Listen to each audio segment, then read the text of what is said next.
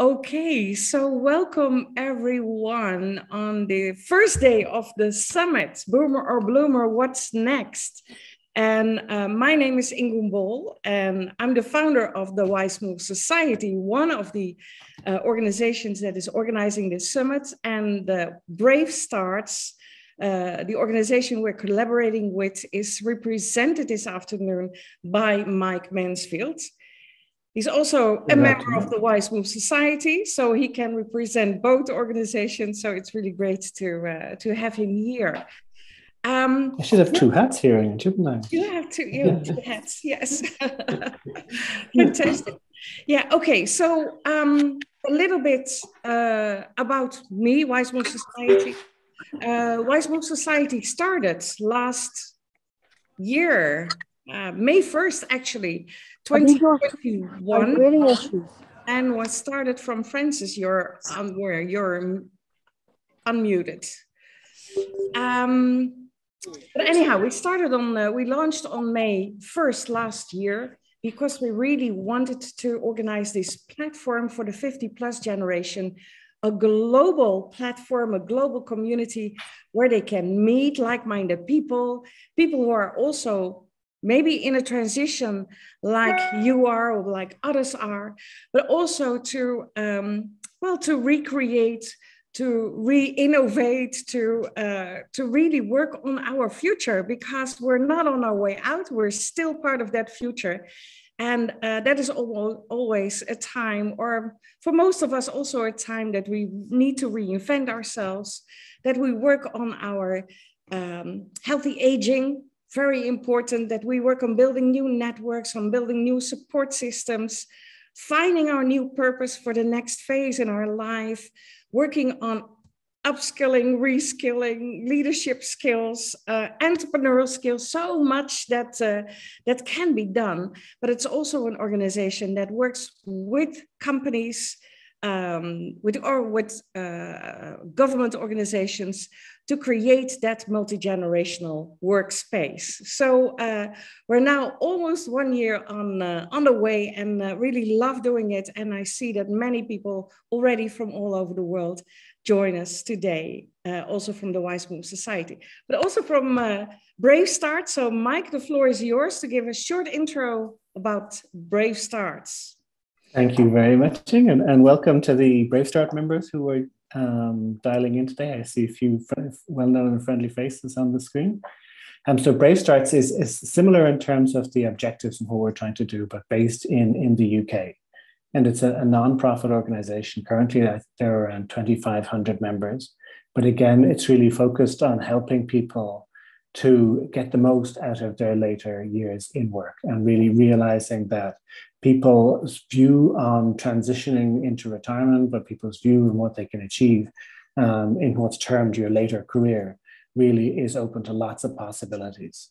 So we really try to make connections and find opportunities for people through networking and through organizing events to bring people together to help them discover what they can do, but also try and make sure that our findings and that the work we do is really based on research, and are very lucky to have a great group of volunteers and a wonderful board that's based in the UK doing the same thing. So it's wonderful that we can collaborate with the Wise Move Society and make sure that we can add more to the international dimension for the discussion today. Thank you, Mike. And we'll see more of your. I hear echo. Is that just me?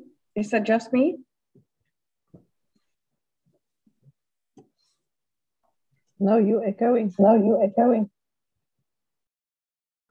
I think we all are. Yeah. Okay, so now I think it's gone. Okay, so I am sharing my screen to show you a bit of course, what we are going to do today, but also the 3 days in total. So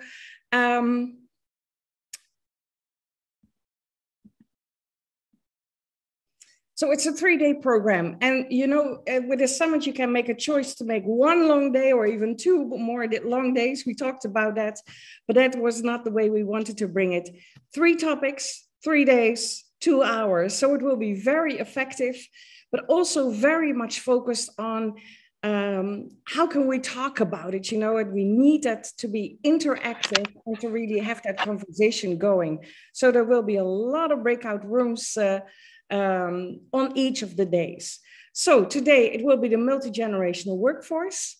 On April 7th, senior entrepreneurship, and Mike will share a bit more about that at the end of this session.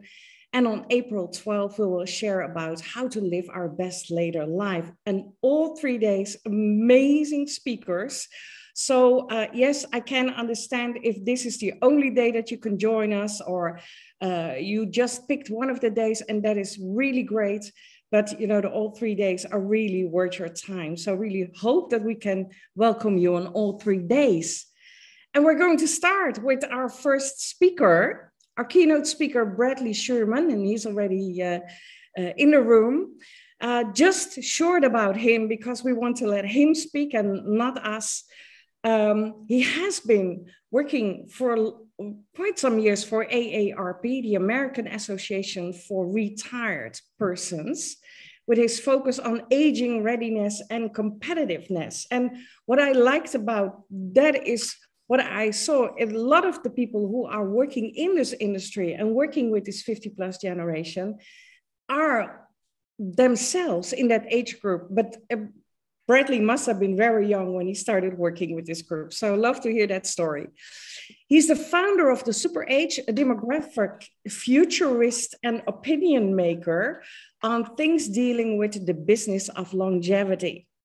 And he's the author of the Super Age, Decoding Our Demographic Destiny. And I'm almost the last chapter, and it's really great read. So if you want to learn more about what is happening in this age group, this is really, really a good book to start on. So I'm going to stop share. And Bradley, the floor is yours. Good morning, everyone who's in the US, and obviously good afternoon to everyone who's in Europe. Today. It's nice to be with you. I obviously wish I could be there, that we could all be together in person. Hopefully we'll get there soon. As Ingen mentioned, obviously I do have a long history in aging.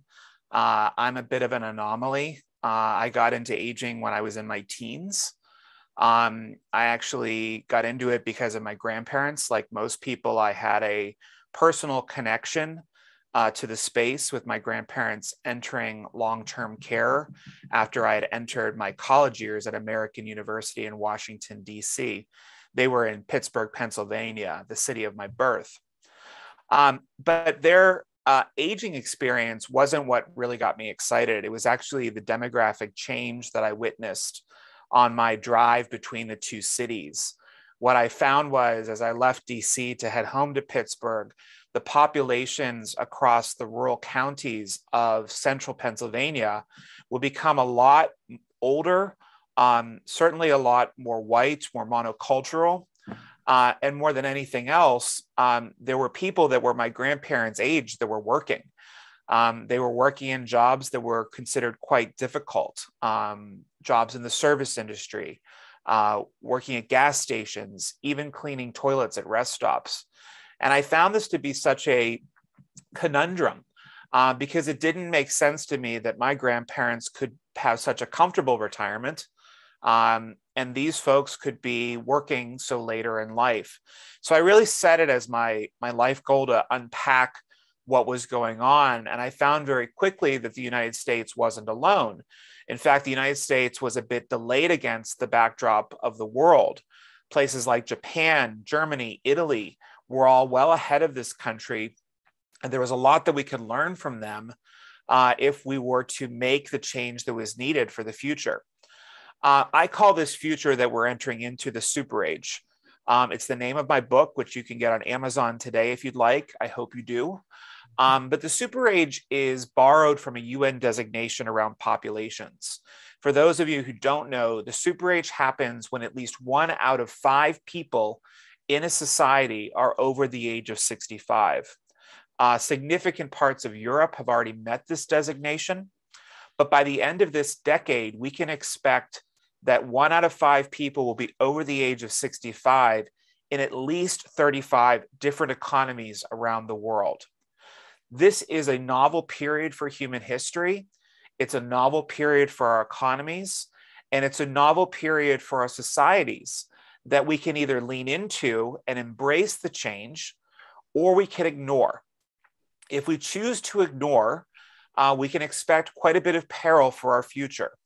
We can assume that a number of the things that we've become accustomed to, having a stable pension that's delivered in later life, enjoying national healthcare systems where health is provided for all, will start to become unraveled quite quickly. That's simply because our realities of the old days don't necessarily match the realities of the new days. People who are over the age of 65 present healthier now than they ever have in human history. They're healthier not only physically, but also cognitively, as well as their mental health. This group of people is more and more connected than they ever have been, both socially and economically. They're interested in work. And perhaps what makes them truly unique is that they're very interested in their well-being, both physical and mental, and they're curious. They're a curious bunch of folks. Every time human history has changed, and in fact, we can tie most of our longevity evolution to leaps in technology and science, typically around industrial revolution, starting as early as 1760 in England, we can see that human life expectancy has leapt forward. Obviously, over the course of the last 100 years or so, we've gone through 3 of these industrial revolutions, starting in the 1870s. We've doubled life expectancy, as most of you know, but we've also changed the life course, perhaps fundamentally and perhaps forever. We're delaying things in our lives that we used to just follow along with. Things like getting married, things like buying a home. They're happening later and later. Having children, if people choose to have children at all, has been delayed quite significantly. In fact, in this country, the United States, the fastest growing group of young parents are actually people who are not so young. They're folks between the ages of 40 and 49. And that's a fundamental shift. But as we talk about the future and what the future means for us, inclusion becomes the central theme. The central theme about how we stick together as a people, how we keep our economies afloat, and how we make society more just and equitable than perhaps ever before in human history. But of course, in order to get to this point, we have to come together. And one of the ways that we can do that is by being more inclusive of all populations in our society. And this is not just limited to the work environment, where I'm going to talk about today. This is also extended to the built environment as well. And in fact, if I can tease something this morning, one of the companies that we've just spun off from the Super Age is a company called Kiba. Kiba is a company that is designed specifically around inclusion in the built environment with a specific lens on aging populations. Because as we know, as we can all admit to if we're being truthful with ourselves, all of us will encounter some type of physical deficiency as we get older, and perhaps a mental deficiency as well. These things aren't necessarily bad. We've all had to wear a pair of glasses, most likely. By being inclusive of our differences, we can make a world that's actually more accommodating on the whole, and that can be used by a lot more people. Now, necessity is the mother of invention. I think if you take a look around at any business anywhere in the world, they're not doing much to be altruistic, but businesses do react to things that actually have a direct impact on their bottom line. In fact, it wasn't just until a few years ago that businesses really started waking up to climate change. Climate change now is a threat to a number of businesses around the world. Well, guess what else is a threat to businesses around the world? Demographic change. We're seeing shrinking numbers of younger people every year as birth rates continue to decline across Europe and Asia and the Americas. In fact, the only place that we're really seeing extended growth in birth rates are sub-Saharan Africa. You will find some exceptions to this rule, obviously the Philippines and Indonesia, perhaps even a handful of countries in Latin America. But on the whole, the vast number of wealthy countries in this world are seeing decreases in birth rates and increases in longevity, which means we're going to have a lot more older people and a lot fewer younger people. So in order to capture this demographic change and the opportunity that really exists for us as a people, we have to think about things differently.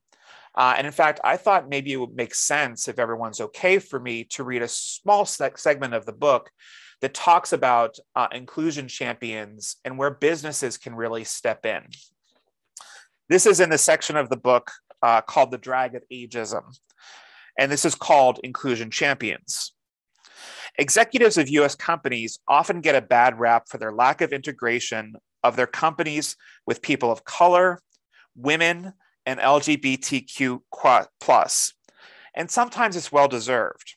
However, in the 1940s and 50s, some visionaries saw the value of racial integration, albeit from two very different perspectives: good business and good morals.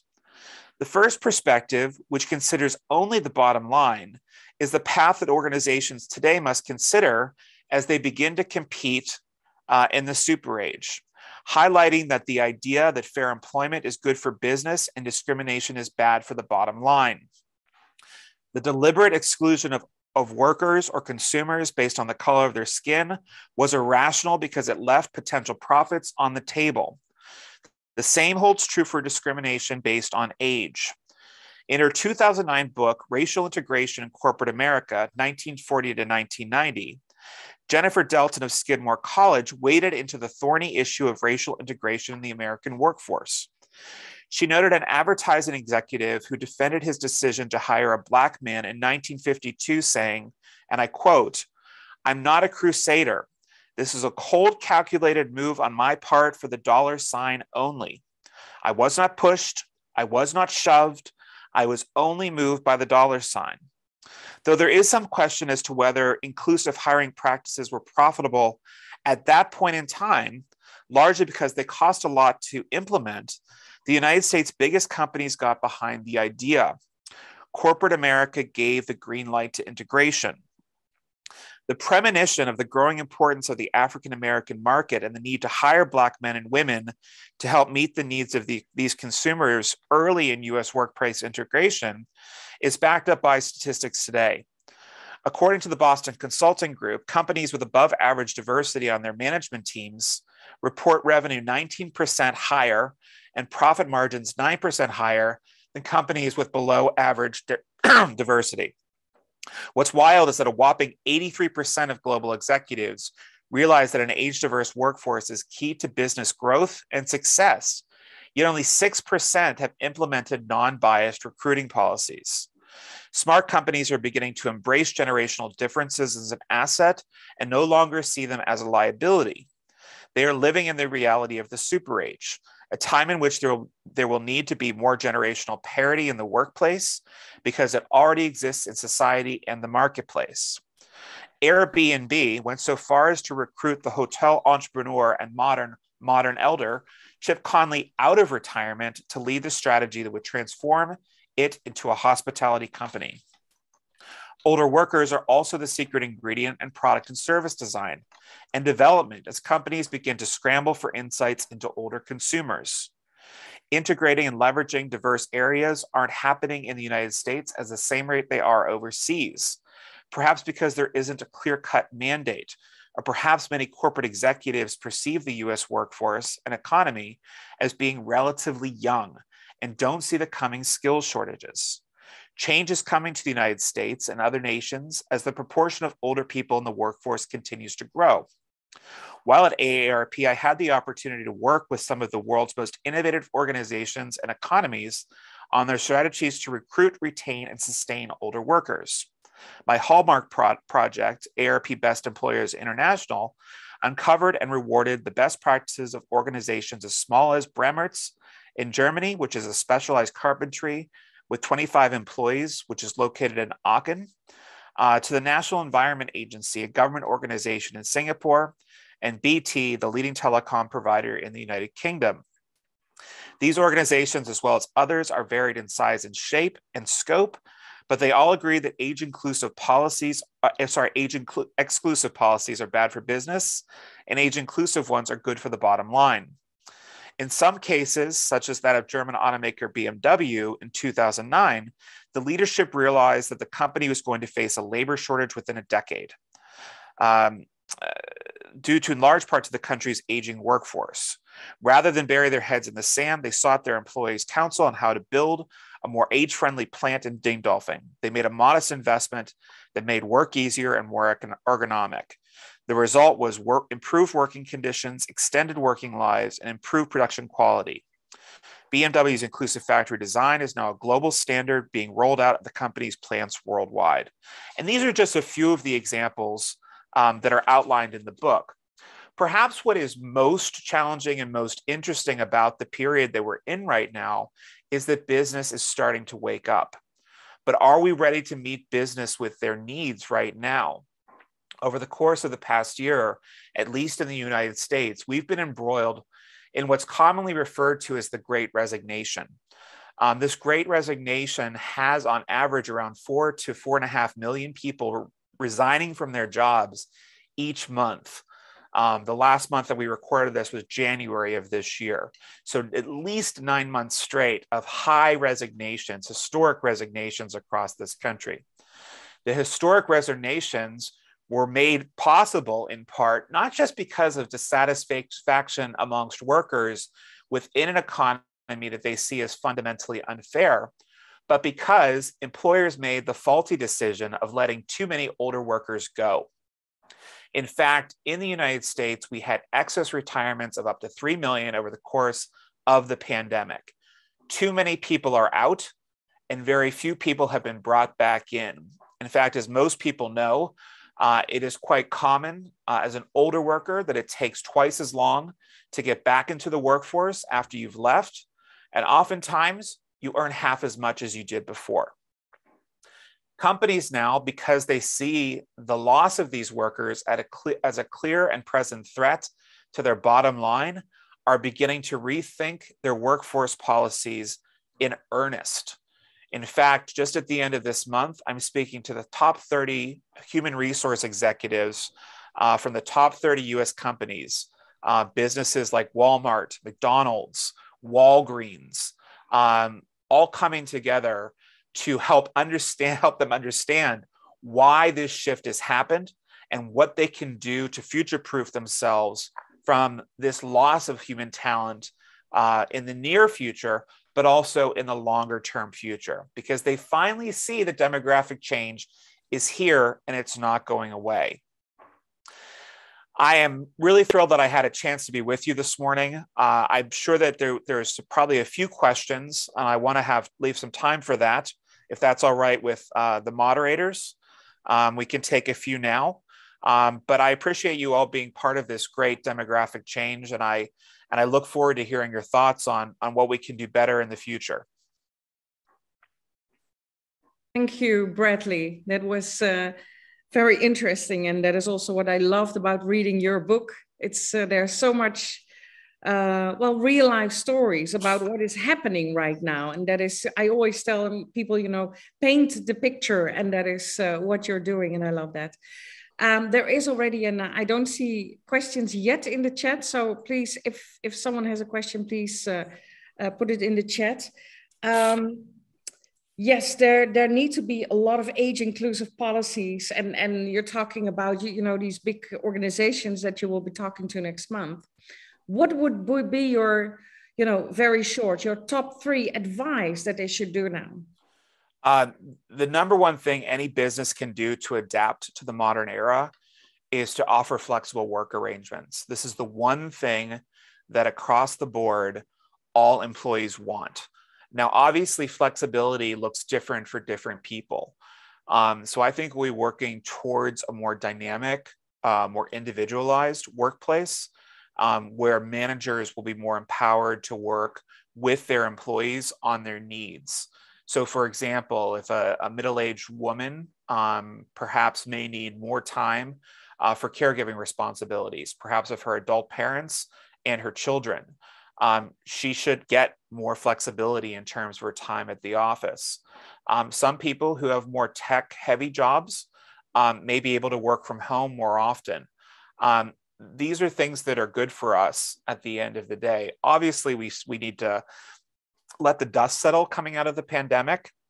We're in the middle of renegotiating the work week for a lot of brain jobs, jobs that require an office setting. But I think we're moving to a 3 to 4 day work week on average, where people will come and go out of the office on a regular clip. It won't necessarily be an 8-hour day anymore, but maybe 3 to 4 days you'll have to be in the office. The second thing is, I think we have to be very deliberate of offering caregiving leave, and caregiving leave as being a universal right, not just for taking care of your adult parents, but also children, what we used to call maternal or paternal leave, but even caregiving leave for grandchildren. Both grandparents taking care of their grandchildren, which is a best practice out of Australia, Westpac Financial Group, and also grandchildren taking care of grandparents, which is a prevailing trend that's coming forward in the coming years. And this last one's the hardest one to get to. We really need to build workplaces that really value employees. I think the West, certainly the United States, got very much in the habit since the baby boom of having a disposable workplace, a disposable workforce. We had a lot of people that came into the workforce after the Second World War. They were followed by a small correction with Gen X, but then this massive expansion again with millennials. So we've been on this track of just having a lot of people. This also happened at the same time we were globalizing. So all of this essentially free labor that came out of developing countries in Asia is also starting to dry up. Behind the millennials is Gen Z. It's smaller by about, I think, 4 or 5 million people on whole, at least in this country. And behind that is Gen Alpha. And let me be clear, folks, Gen Alpha has put us in population decline for at least 7 years now. There are 7 years of contracting birth rates, at least in this country, with 2020 being our absolute lowest on record, on record. So as young people come into the workplace, we're not going to have that great push of people, that great cheap labor that we expected prior to, just as the boomers came into the workforce, rather. We're actually going to see things tighten up more and more. Now, there's a positive and a negative to this. Okay, let me be abundantly clear. The positive is this is going to be a golden age for workers. There's no doubt about that. There's no debating that. In fact, we're already starting to see the move towards economic equalization in this country, with a large number of unionizations happening in pretty rapid succession. In fact, the news this past week about Amazon employees unionizing in New York, Starbucks employees across the country is pretty shocking. But it's also something that happens when there is a tightening of the labor market. Employees have more say. But with this tightening of the labor market comes an increase in prices. We should expect that our prices will increase over time, but overall quality of life and quality of living will increase too. We should be able to start shrinking the wealth gap. Thank you very much, Bradley. And I see that there's a lot of questions popping up, and we just don't have the time to answer all these questions. So I hope that, Bradley, you do still have time to look at these questions and answer some of them. Well, and one of the big things I can say about this, you all need to buy his book, because there's a lot of these questions are being answered in the book. So, but we need to dive into the breakout rooms. So, and I think a lot of the things that will also be discussed by what Aviva will be sharing and what Elizabeth will be sharing later on in this session. So let's combine it all. So I hope that you can have a look still at what is being asked Bradley, so that people know a little bit more about your work. Sure thing. And obviously, this is an intimate enough group today. I think there's just fewer than 100 of you. Please feel free to email me directly. I try to respond to all emails. My email is bradley@thesuperage.com if I don't get to your question in the chat today. Okay, perfect. Yes. Okay, so if someone can, or you can type it in the chat. Yeah, I'll put it in as well. Yes, fantastic. Okay, thank you very much, Bradley. What a great start of this summit. Already so much information, but you know, there's a lot more to do. And I am going to share my screen again. And what host has disabled participation screen sharing, and Elsa B, I'm not allowed to share my screen. If you can. But in the meantime, maybe Elsa B, what we forgot in the first part was to share our poll. So I hope you will all answer this poll, and that is really connected with the title of this summit, Boomer or Bloomer, what's next? So we want to know what you think that you are. Are you that boomer? And don't only look at age and think, okay, I'm 55, so am I or am I not a boomer? But what do you feel? Are you that boomer or are you that bloomer? So Elsa B, if you can pop up the poll, that would really be great.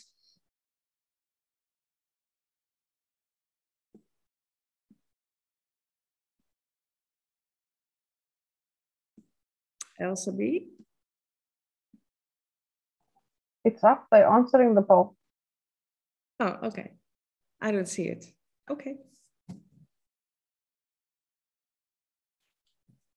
Waiting for a few more people. Okay. I think everybody that's at the desk has answered the poll now.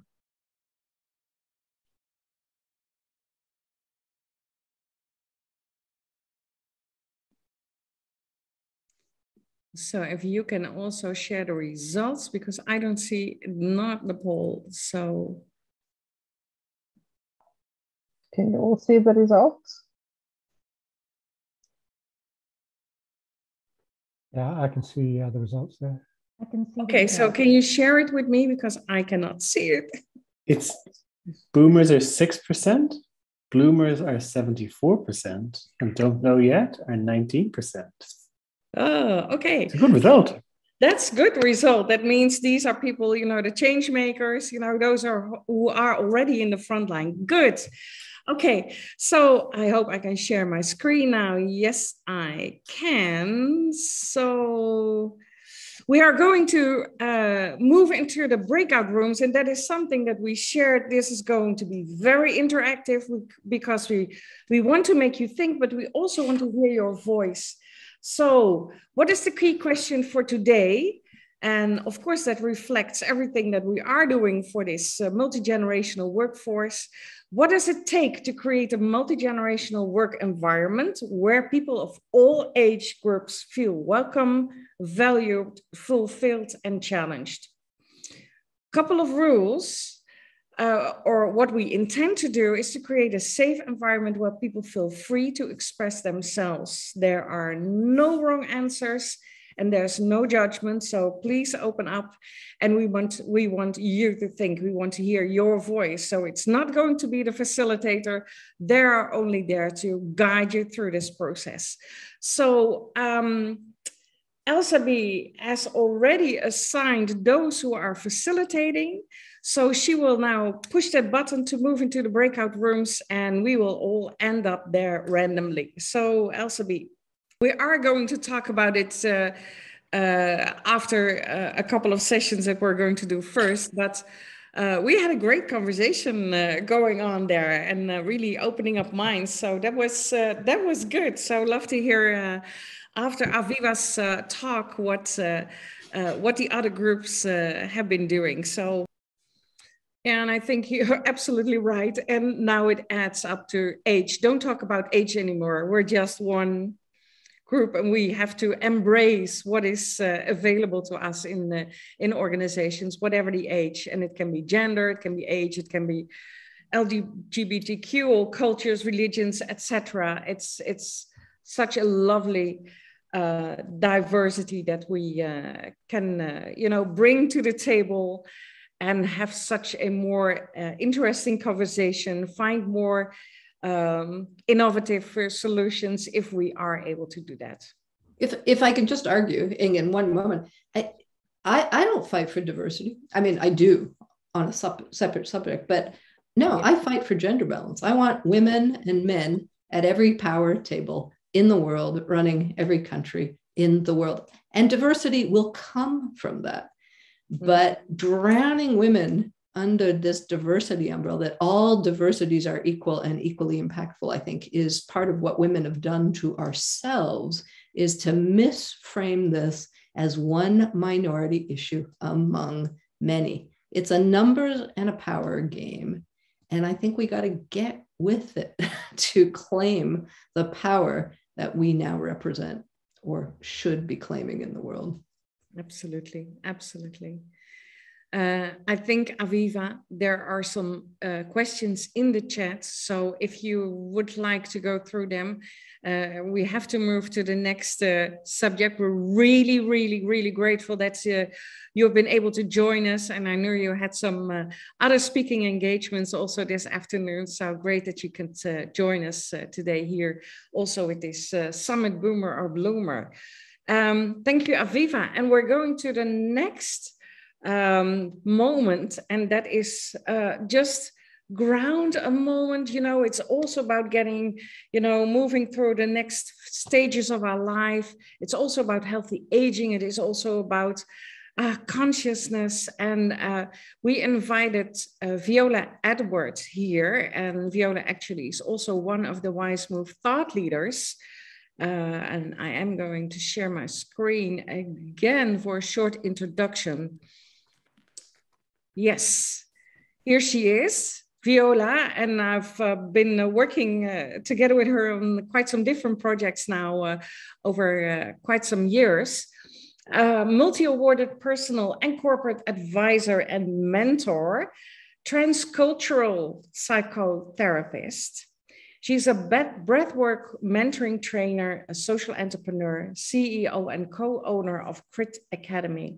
She's the author of Breathing the Rhythm of Success and the Amazon bestseller, Who Makes the Bed? That already is a very interesting title. I already mentioned that she's one of my advisors at the Wise Move Society Movement to the Future. We're really happy that you could join us today from south of France this time. So the floor is yours. Thank you so much. Thank you so much. I love to be in this group. I enjoy our breaking room and enjoy the talk this morning. And I want to say here at my 63, such a privilege to be aging. Especially I grew up with the shadow of death here. My dad passed away when he was 29. So every day of life for me is a day to honor. There is an old tango that said it's not the same to live than to honor life. And this is what I try to do. And every day of my life. And also breath work, when I discover into my love for therapy, psychotherapy, psychology, since I'm 11 years old.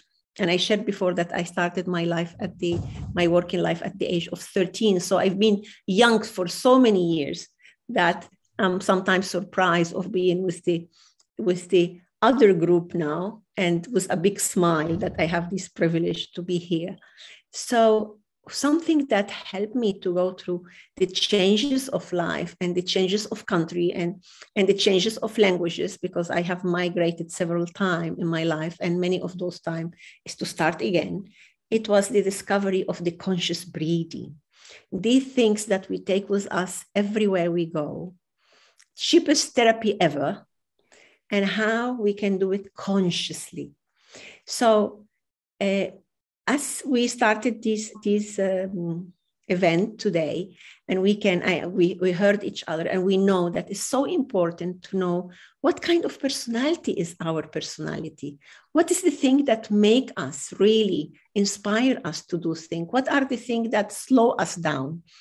and so forth. So there is several kind of breathing exercise that we can find that really, really suit you and really, really suit you at this time of your life. So we're going to approach one for those people who are calm, who are grounded, who are posed. I live with one of those. My husband is like pose. So it's very important for this kind of people to have pause conscious breathing. For example, let's go breathing from the nose and inhale as deep as you can, but without hurting yourself. So it doesn't have to be like, no, it has to be like, I'm making a little bit of noise that you can hear me, and then exhale from the nose as long, as deep and slow as you can. So it's like a feeling that you have all the time of the world to do your breathing exercise. Let's do it again. And exhale without pushing. And do it again. And you will see as you do it slowly, slowly, the rib cage is going to be open more and more, and the chest too. And exhale, please, from the nose. And of course, you can do these exercises in a boardroom, wherever you are, without noise, and just looking at the other face, and just put your intention in your breathing. And then we will do this cocktail breathing, like nothing is happening, but it's like,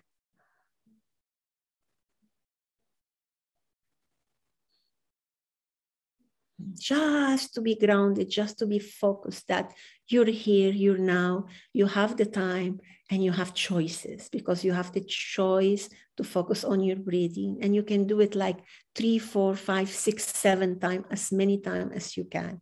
It's important, and also it gives you the backup that whoever you are, you need time, you need pause. This is a good breathing exercise for you. Now, there is another group of people who are on the go almost all the time, even when they don't have to go to any place. Yeah? Who's in this group? A little bit hyper, doesn't matter how old we are. Yes? Put your hand up. Yes, a little bit hyper. And then I go and tell you, now breathe calmly. And, and as soon as I said that, you feel a little bit of resistance. So let's do another exercise, which is 4 times fast and like from the chest. And the 5th time is slow, as the one we just did, yeah? So it's you're on the go, but at the same time, it gives you the opportunity to slow at your own rhythm, yeah? Shall we do it? Like 4 times fast and 1 time slow. And we can do this exercise 4 sets of those. Let's do 1 set, okay? So it is like I'm going.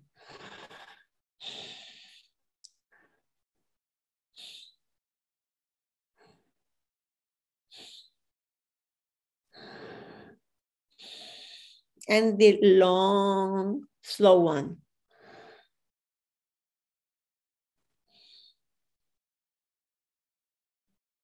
Let's do it again. 4 fast.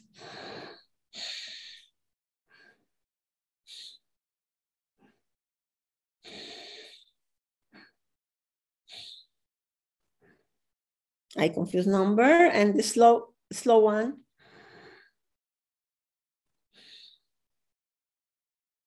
You can do this one without noise too, like in a cocktail way, nodding your head and listening. Nobody will notice, but that will give you good oxygenation. You do it 4 sets, and you give you good oxygenation, and at the same time, engage you with your roots.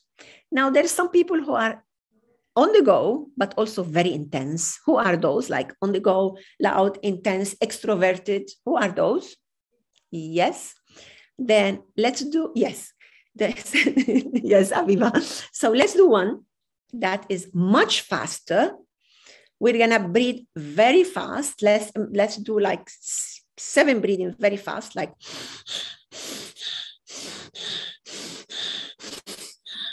And then we're gonna pause as much as you can. Just pause and count when you're imposed. Okay, I'm gonna use my glasses just to see you a little bit better.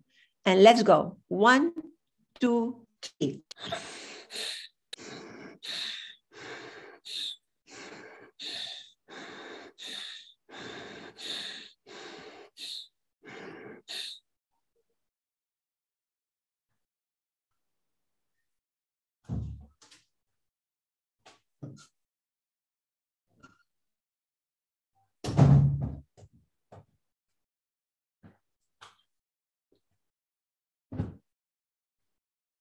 And let go. How's the heartbeat? And then let's go again. Again, fast. Are you ready to go again? Would you like to do it once more? Yeah, okay. So as fast as you can. Again, not hurting yourself, as fast as you can. Let's do this time fast, 10 breathing fast, and then we pause, okay? 1, 2, 3.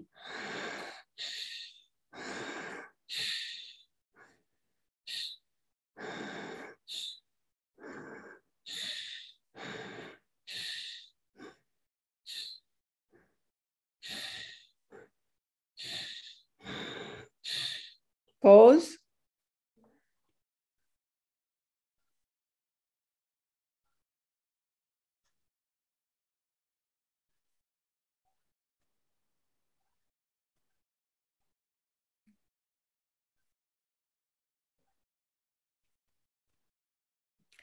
And whenever you want, you breathe again. Notice your heartbeat. Some of you could sweat a little bit. Maybe some of you feel a little bit dizzy, but you're sitting, no worries. There is no worries. And we can do that. And we can add to the time of pause without hurting yourself. And then when you finish this, you go back to the first one that we did, or the slow one, or the 4 fast, 1 slow, whatever your type of personality and activity wants. The most important thing with the breathing exercise is that you own it and you can take it with you wherever you go. And it gives you a chance to expand your radio of proactivity.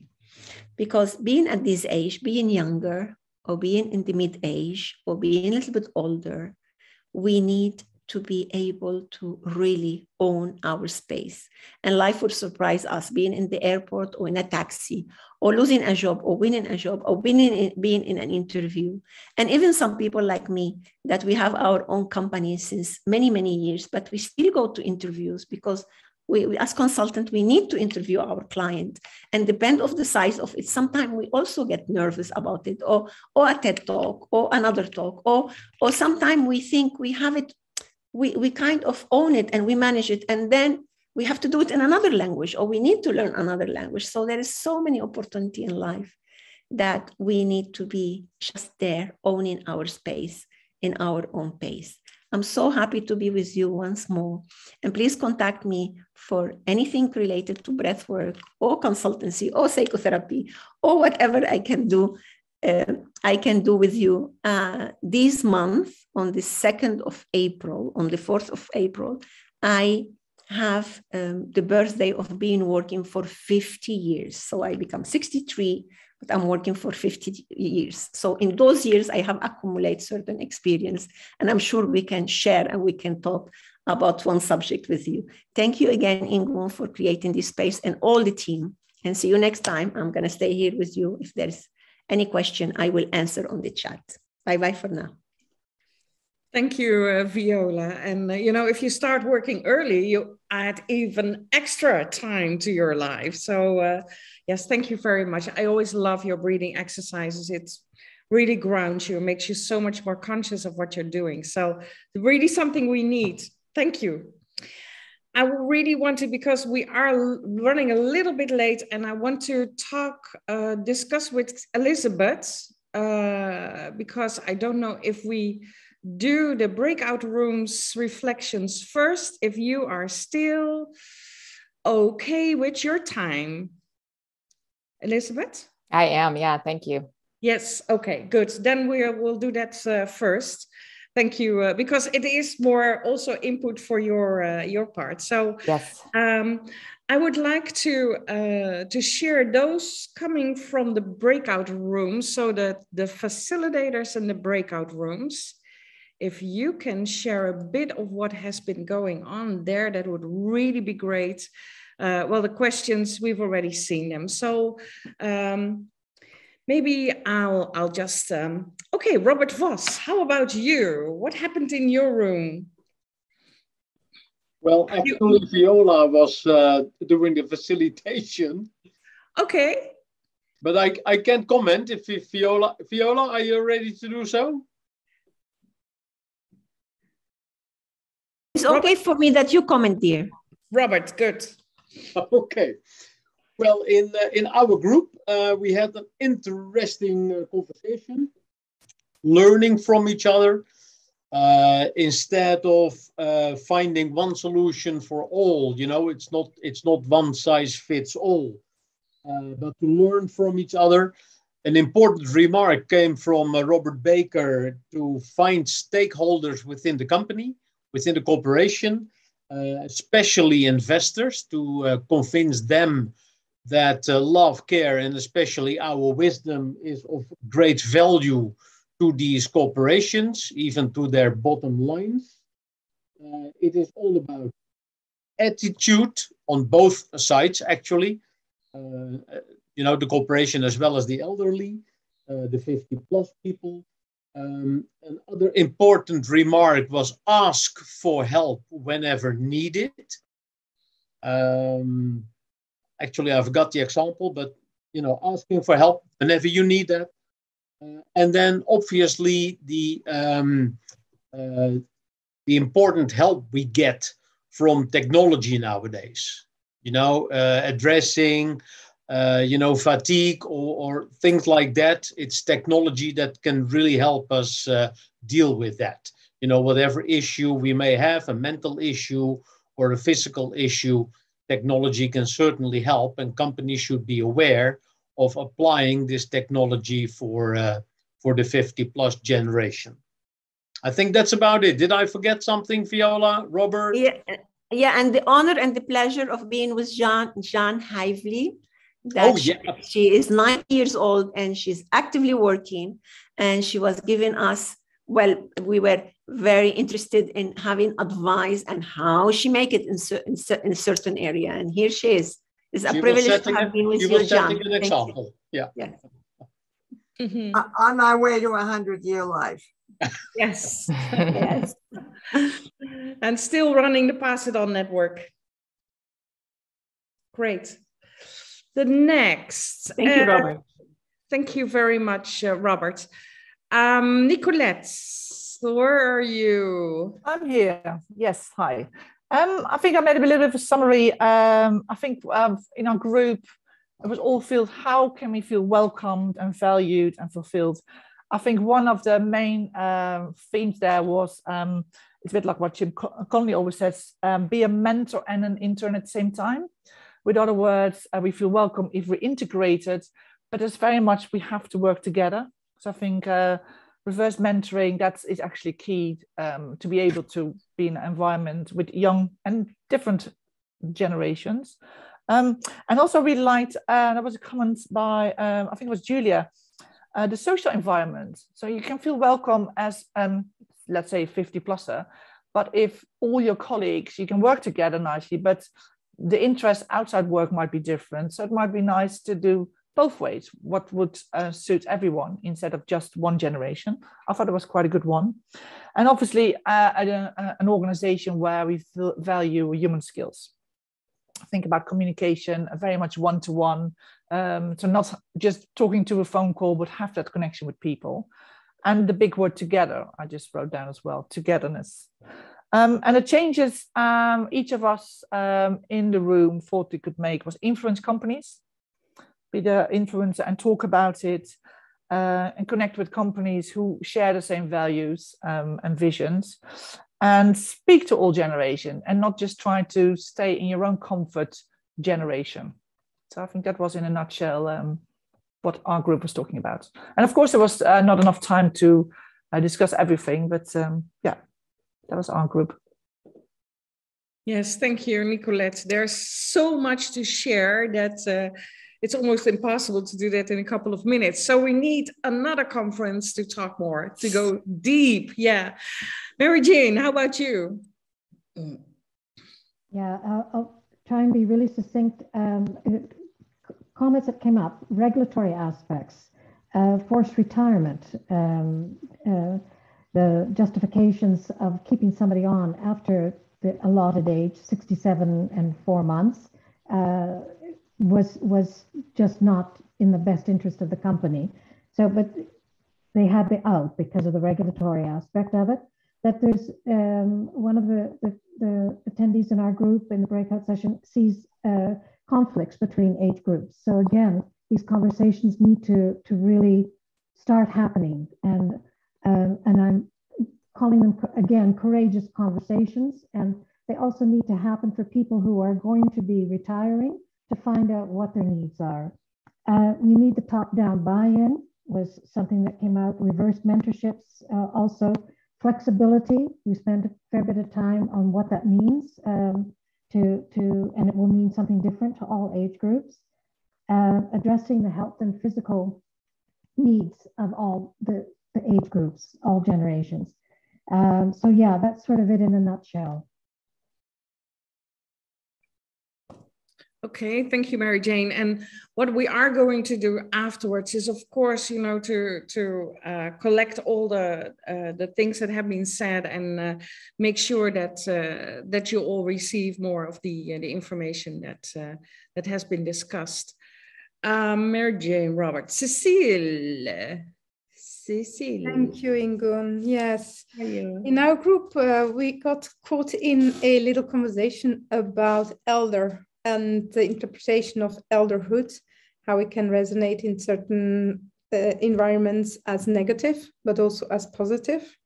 And some of us framed it as I'm being framed as old and I'm being out of the workspace, or I can own it as a presence.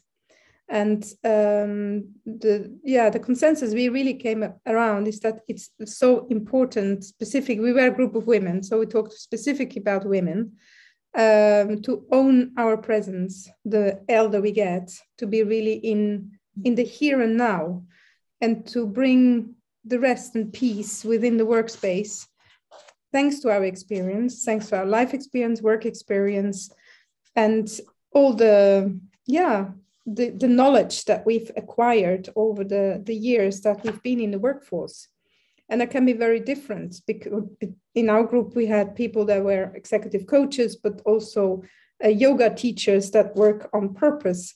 So how to frame the purpose of the 50+ generation is also an interesting conversation to have. And personally, I'm very much in favor of have the intergenerational dialogue to learn from each other as well. That's about us, I think. Anybody wants to add something, please do.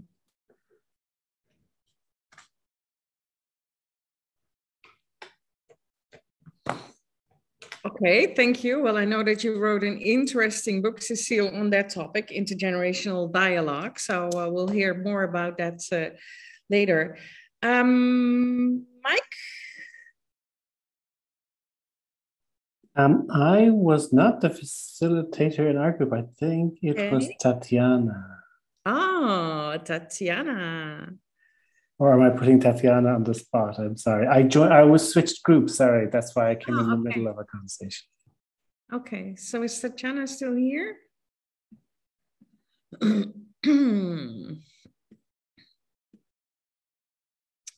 And I don't see her. Anyone else of that group? I can step in if you want, Ingen. Yeah, yes. We had basically a super interesting discussion, and we tried to find some, collect some ideas. So some of us are using midlife rethink tools. One of them being reciprocal mentoring and not reverse mentoring. It's about also recommending to have, for the ones who are no more in the workforce and wish to rejoin it, blind applications help. So what about making that a standard? That is in some countries. Also challenge the 50+ on training and upskilling, basically, and empowering them to do so and to keep basically their own development top of mind.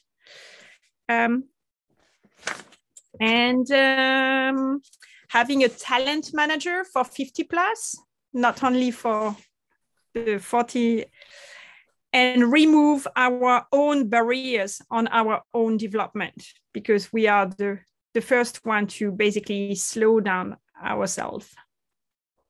I like that. Already very practical, so that's good, but also, you know, remove our own barriers. Yes, absolutely. What can you do starting tomorrow? So that was great. Thank you, Gael, for stepping in. And then there's Alain. Alain. I know it's Alan, but I know. we discussed, well, I really like the Alain version. So do I, Igor. Thanks very much. Yeah, well, first observation in our group, I guess, was that you know, none of our group was actually in a multi-generational organization. So we were all outside of these big multi-generational organizations, either as casualties, perhaps, or as voluntary absentees from those organizations. So there we are. So we were kind of from the outside looking into those things. But you know, we did note also that you know, many organizations may have policies, but those policies don't necessarily feed through into practice. So we talked earlier, I think, in one of the presentations about having policies in place. Well, policies is probably not enough, which brings us on to the question of who is responsible for enacting these welcoming, inclusive, intergenerational workplaces. And we brought up a question, you know, if people feel that they've been squeezed out of organizations, who's doing the squeezing? Is it actually older workers who are excluding older workers rather than younger workers who are excluding older workers? Which brings us on to the whole idea of, you know, perhaps in the search for the, you know, the leadership in a common way to express by Aviva, you know, the leadership dialogue is coming from the older people and perhaps maybe power-based, and in the search for the new blood. Notice is it Elizabeth has a vampire poster on his wall, on her wall. Well, it's possible to look through the organization through a vampiric lens and the constant search for fresh blood. So is it the elders in the organization who are creating this whole image that the organization needs to be new and fresh? And so we actually need to work with the older leadership in the organization, perhaps, to create that space for older people. So if other members of the group would like to add their perspective, please do. No? Okay, job well done, Alan. Very good. Thank you very much. And I love that perspective. And that's a great conversation material. Who is doing the squeezing? Yeah, I just as a title, that would be the next conference, I think. So that's the same if, yeah, I don't know if Bradley is still here, but one of the chapters in his book is also about, you know, how we look at the aging population is all actually brought on by ourselves. You know, we have been doing, when we were in our 20s, we were talking about the older population, and we needed the attention at that time where we were young. We were important. And now that we are moving into that older generation, we still feel that we are the ones that are very important. But, you know, the way that we look at that older generation is actually years ago brought on by ourselves. So we have some work to do. Anyhow, did I forget one group? Oh, there were quite some nice things. So I'd love to get the material, the things that you've written down. So please send that to us so that we can in the end documents that we can share a bit about what has been going on in these breakout rooms. So, well, Elizabeth, and it's so good that you have been here from the start, so that you have seen what is going on and what we have been talking about. And well, look at it from your perspective. And just to introduce you, and I think I wrote your name wrong, Keener. You said it right. You wrote it wrong, but it's okay. It's the other way around.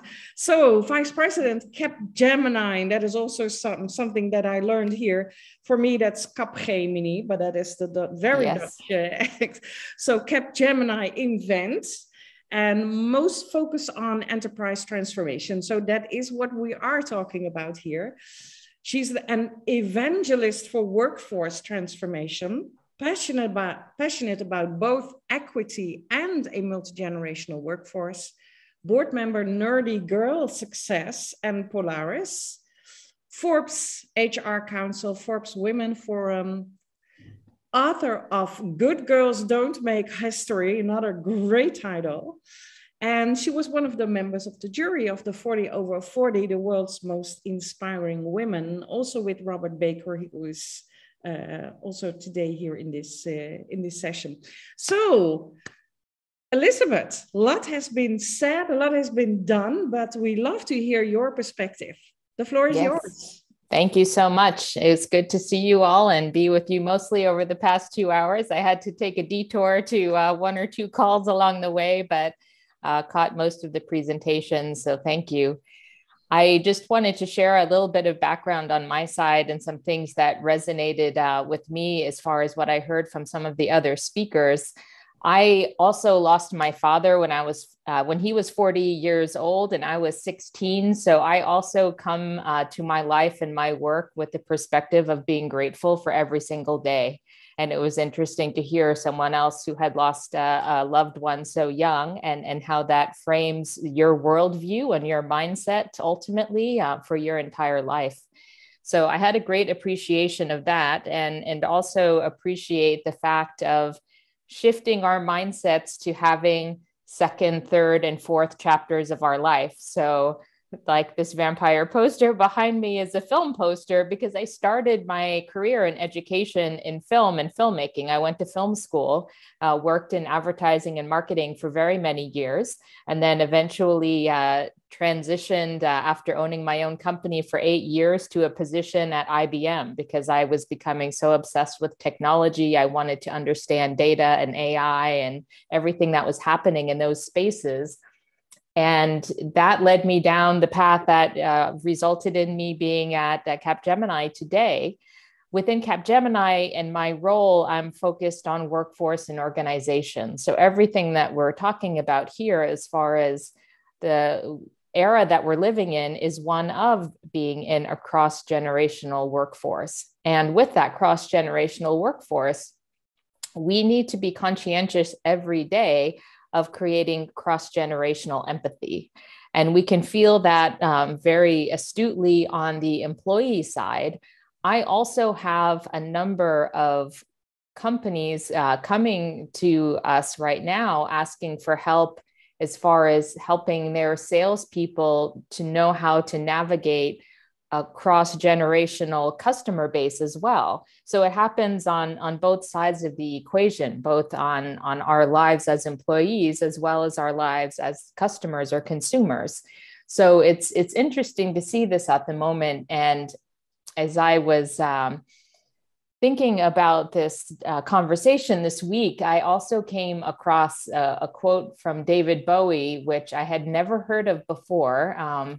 But he was a pretty insightful fellow. So it didn't surprise me to hear him say this, but the quote is, aging is an extraordinary process whereby you become the person you always should have been.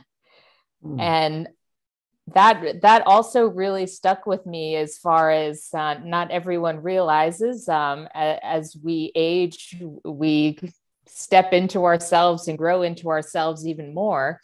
And I also made the decision in the beginning of the pandemic to finally bite the bullet and get an executive MBA. So that's something else that I am 46 years old myself, but will be graduating next month with an executive MBA. And that was like part of my beginning of my next chapter, and where I felt like I wanted to upskill and reskill myself. And I'm also the mother of a 9 and a 12-year-old. And without even saying anything to them, their study habits and their own personal diligence to school over the past year has like doubled.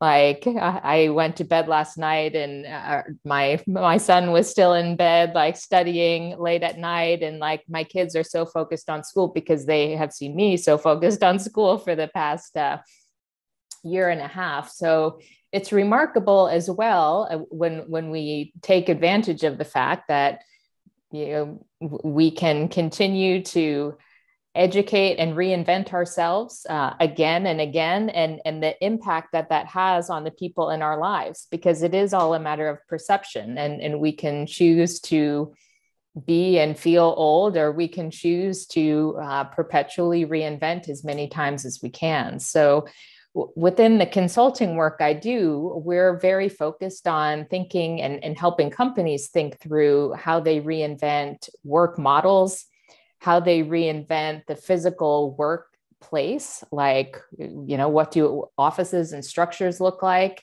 reinventing the workforce, which definitely resonates with how we might think about using technology, thinking about reverse mentoring, some of the things that we discussed, reciprocal mentoring. And I loved the notion and the comment around the need for talent managers for 50 plus. I think that's something, when I think about that from an enterprise or organizational standpoint, that I think is missing from a lot of people's thought process these days. And all of this can add up to reinventing HR, so you can create ideally a more empathetic and agile organization that, you know, focuses on human potential at every age. And when we think about how we typically do our employee segmentation and things of that nature, that's something that probably should be more profoundly noted or demonstrated in the process. So it gave me a lot of food for thought hearing the conversation over the past few minutes. And, you know, I'm very, very grateful to be a part of this community and introduced to you all, because this has been a fascinating conversation. And I know we're up against the top of the hour, so I'll keep my remarks curbed for now, but thank you. Thank you, Elizabeth. Yes, there's some great topics, and I do believe that organizations can add a lot to what they're already doing to change the workspace, the work models, the workforce, etc. I've also been listening to one of your interviews online, and there you talk about improve that employee experience. I love that. So how can you improve employee experience looking from your perspective?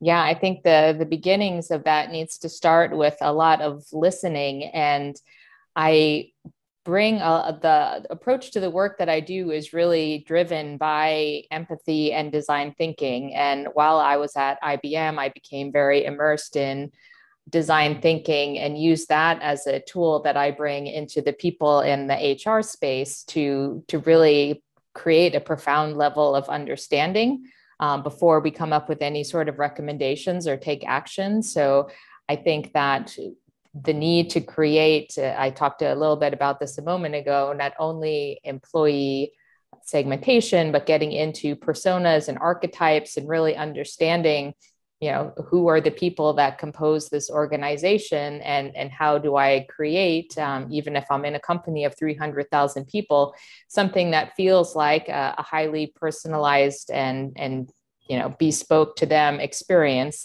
even if it's not. Mm-hmm. Okay, thank you. We have time for one or two questions for Elizabeth. Anyone?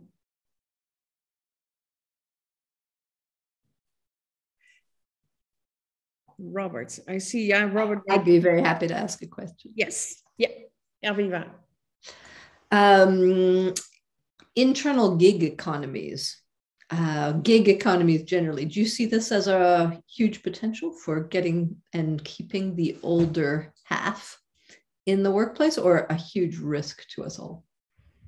I think it is a huge potential, in fact, and I have seen just within our client base, a lot of global multinational companies looking to build that capability where maybe not all of them are nimble enough to have a setup to have this more flexible gig economy workforce.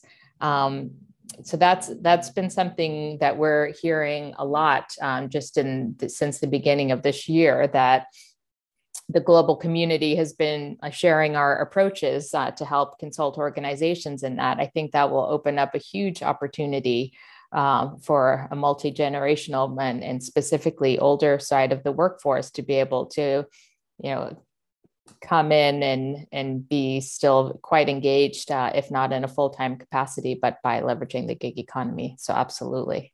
Mm-hmm. Absolutely. Yeah, I agree. Aviva, would that answer your question? Good. Absolutely. Anyone else? A note of optimism in the general gloom. One more. Anyone jumping in? Yeah, just one quick question, if I may, Elizabeth, about how you see new models of work. I mean, there's been some discussion around whether, we'll all be working for companies in 10 or 20 years' time, whether we'll be working, as kind of almost freelancers on a platform that's driven by blockchain and that kind of stuff. Do you see that as a significant trend, really? Or, I mean, would that give us the freedom that we all want? Or is that actually a road to kind of ruin in a way? Yeah, so it's an interesting concept, and I've heard many people talk about that and some really great podcasts. I think there was an HBR one on this topic that was thinking, could you split your time 50%, 50%, like say you're a hot commodity, you're an amazing data scientist, and you could work equally for this 50% for this airline, 50% for this bank, and maybe they have a partnership with each other, so they're not even in like any sort of competition. So how would that not be beneficial, both probably to the individual talent as well as the companies? And I think some of the barriers to that, which I otherwise see could be a mutually successful construct, is at least in the US, so much of our benefits in healthcare is tied to one FTE employer. So we need there to be more flexibility in the surrounding benefits and perks and how those are administered to employees, as well as things like how Social Security is tracked, and everything. The system, if you will, is designed around this notion of a full-time employee to be able to, collect from health benefits to Social Security to other things. Like you must be in this category in order to accumulate these benefits or have health insurance and the like. So it's quite interesting. When you think about it, because the picture you just painted, I think would be, pretty amazing for a lot of people and even a lot of companies, not just from looking at it from the employee side. It's just that the system surrounding it would need to change. Yeah, thanks. I see Cecile has one burning question. That's the last one. Cecile. Thank you, Ingun. The question I would like to ask is regarding intergenerational empathy and how we can also tackle at the same time also the white privilege question. Because as I look at the screen today, most of us, the ones that show themselves, are of white origin. And I think in the intergenerational conversation, automatically, there should be also some kind of conversation held about the white privilege. How do you see that, Elizabeth?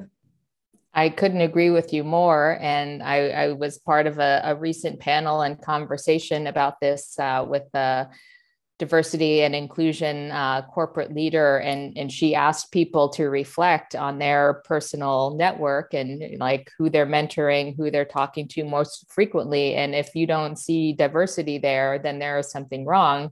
And it's your responsibility, everyone's responsibility, to do something about that.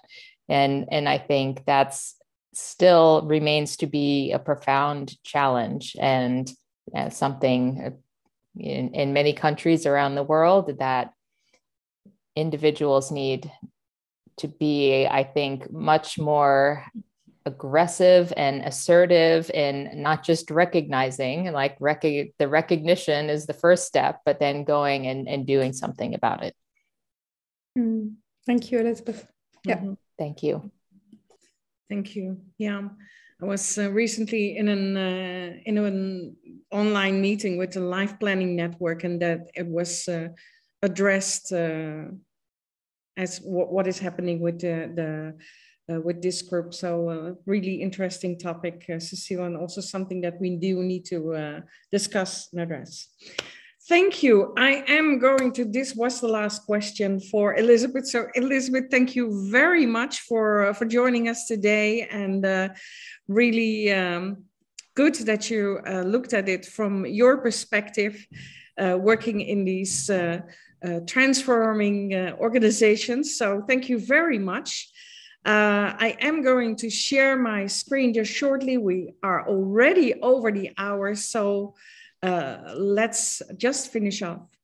There is one poll that we want to be doing. So that is, if LCB, if you can activate that, who will lead the co-creation of a multi-generational workforce? And that is especially who will lead it. That is an important question. You can have more than one answer. So I don't see the poll again, so I have to trust that it is happening. No, it's not wanting me to launch it. Can you launch it from your side? No, I cannot. No, I can't see it yet. Can anybody else?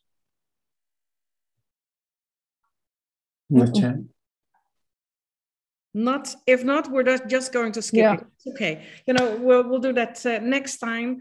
Thank you very much for today. It was really, there was so much energy and so much focus, and I really want to thank our keynote speakers, Bradley Sherman, Aviva Whitmer-Cox, Elizabeth Keener, and Viola Edwards. Thank you very much. Thank you, our facilitators for the breakout rooms, and all those who joined and really participated.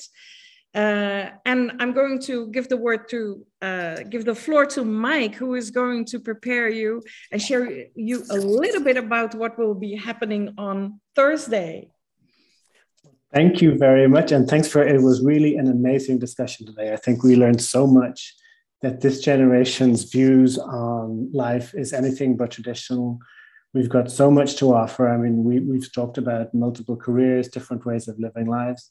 And one of the things that we've learned is that people having so much to offer are often looking to see, is entrepreneurship something for them? Shall I go out on my own? Is that my next step? Is that really where I want to go with my life? Owning your own business can give you such a great sense of purpose that it really is something that a lot of people in this generation are looking at. And we're going to look at that on Thursday with 3 wonderful speakers. And I'll leave you with one last thought, which hopefully will be a bit of a teaser. One of the speakers we've got is a gentleman who's in his 80s, and he was the winner of our Silver Starters program, who we started a couple of years ago. And he said, when he received his prize, he said, one thing you should ask yourself when you retire is not, what am I going to do? Am I going to drink coffee or something? But what am I going to become? And I think that idea of what am I going to become fits so nicely with what we've said today, and is really a great motivation for how we should lead our lives. So looking forward to Thursday, same bat time, same bat channel. Hopefully you can all dial in, and we're looking forward to the discussion then. Thank you all for joining us, and see you on Thursday. Bye-bye.